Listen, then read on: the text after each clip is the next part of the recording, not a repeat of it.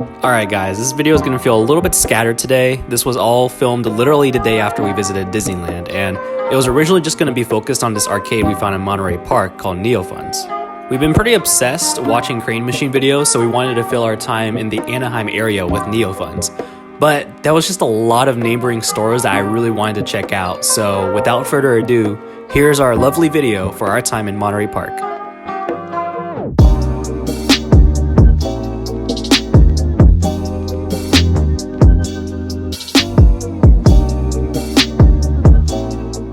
Off the bat, you can see right here that this is definitely no round one arcade. This place is small and there's no getting around that. It was a lot smaller than we were originally expecting. But in this small, quaint arcade, we did have a lot of fun. We got a card with $25 of store credit in it, and honestly, that will net you a lot of attempts with the crane machines here, unlike round one. Although what is obviously more different is its quality of prizes. These guys were definitely not up to the high quality standard, but rather they seem to be imported probably from China or somewhere where some factory is just churning out these toys. I'm not too sure. That didn't really bother us though, since we were just kind of there just for the excitement of getting something, winning a prize. There we go. No! Nice. You got the real Akuma. It looks He needs a trim. He needs a trim. My favorite machines were these little small claw machines that really made you feel like a giant trying to grab these tiny plushes. And the claws themselves, I would say, were a little bit more precise to aim than the regular crane machines. You can really see from me crouching down right here in this footage that these machines are really tiny compared to me. Do not listen to these 80% win rate stickers. Oh my god, I saw these stickers everywhere on most of the machines there. Now while you guys are watching, let me clue you in on some tricks when it comes to these claw machines. Number one, if possible, try to grab something that has a lot of space around it. There's still room for error, sure, but you have less of a risk that something else might get caught in the claw as well.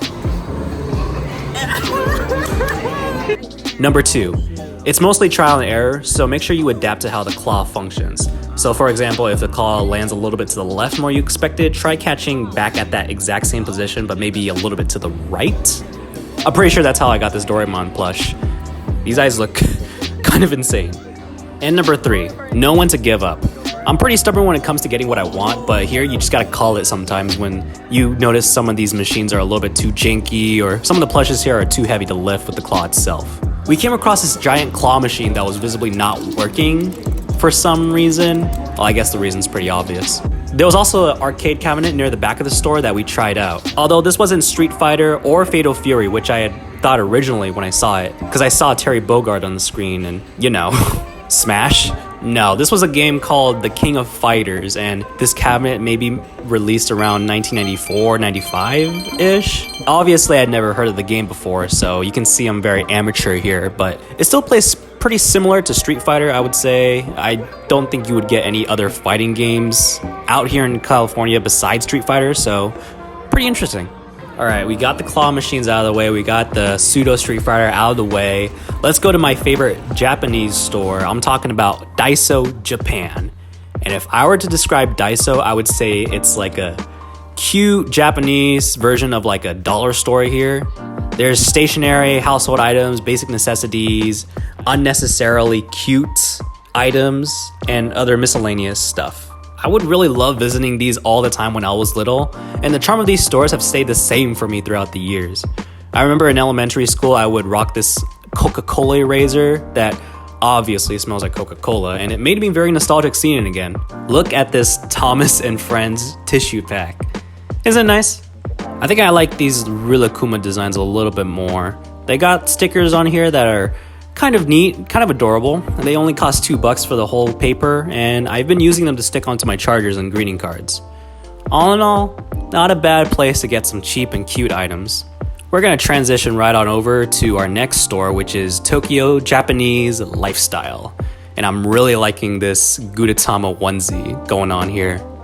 Stores like this are pretty cool, but I really hope to one day visit Japan and actually find some authentic shops in Tokyo, but I guess this is our compromise for now. I didn't really get much footage here, but look at all these anime Funko Pops. I pointed out the Ryuk one because Death Note is one of my favorite anime of all time. Past me would have just snatched this or any other pops on the shelf, but now they're just not really worth my time or money anymore. Still, it's a pretty impressive collection seeing it in the store. Not much else to describe here other than these are really nifty gift ideas for the weeb in your life, or whatever. I guess I'd highly recommend even just looking at the store if you're really curious, but you know, I'd watch out for the naked children. They will haunt your dreams if you stare too long. I am so serious. Please do not look at them. They are seeping into my skull.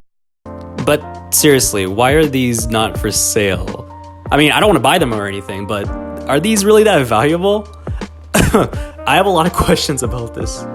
Okay, so I guess that's everything. I guess that wraps up all of our time here in Monterey Park. Kind of a short video, brief. I really hope you guys enjoyed our little misadventures throughout the Anaheim area.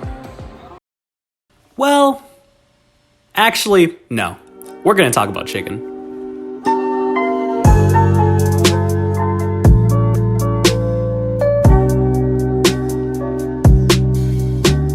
Raising Cane's is a chicken fingers restaurant chain with stores located all around Southern California. That's right, they specialize in chicken fingers. We didn't throw away our chance here as we walked in and eagerly waited to order our food.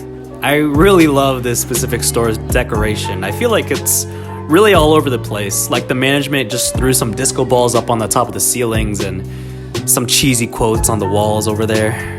We had the standard order, which I believe was the 3 chicken finger combo, which comes with a side of fries, Texas toast, and their boastful cane sauce. We waited a really long time, actually, like about 20 minutes. And while we were waiting, I noticed this rush hour poster next to the drive-thru window, and it got me super curious. What is up with this poster? Are Jackie Chan and Chris Tucker the motivation for these employees to get their chicken out? I had to ask. So I did. I asked the cashier lady. She said that it was a modified poster that sort of looked like this. The fastest hands in the kitchen and the biggest mouth in the drive-thru. The lunch rush hour. We were still waiting for our food, so I had to peek at this plaque of a dog. Turns out this is Raising Cane. I did a little bit more research after this and got some information on where the restaurant name came from. Apparently the name was supposed to be Sockeyes Chicken Fingers. Get it? It's a play on Popeyes. But during the construction of the first restaurant, the owner's dog would always hang out in the construction area and mingle with everybody. Finally, the food arrived, and we were absolutely starving. Taking my first bite, I was met with a fiery consequence. Oh my god. It's hot. It's hot. It's so hot. The chicken was super tender, sure, and I really liked that, but the flavor was kind of bland in my opinion. I was expecting a lot of seasoning or something to kind of make up for how bland this chicken was, but even when dipping it into their cane sauce, it tasted okay. It was fine. The sauce isn't bad or anything, it's just not memorable. Even now, I kind of struggle to remember what it tastes like. We scarfed down the rest of our food as we were just very hungry, but I'm not so sure I would come back here. It seemed like just a long wait for just okay food. If you love Cane's, more power to you, but personally, it's not really for me. Alright, sorry to end it on roasting Cane's, but that's all I got for you today. No, seriously, this is it. This video took a while to get out because school sucks, but I passed all my classes this semester, which is a plus. I'm hopeful to see what else I put out in the future, and I hope you guys have a good rest of your day. Take care.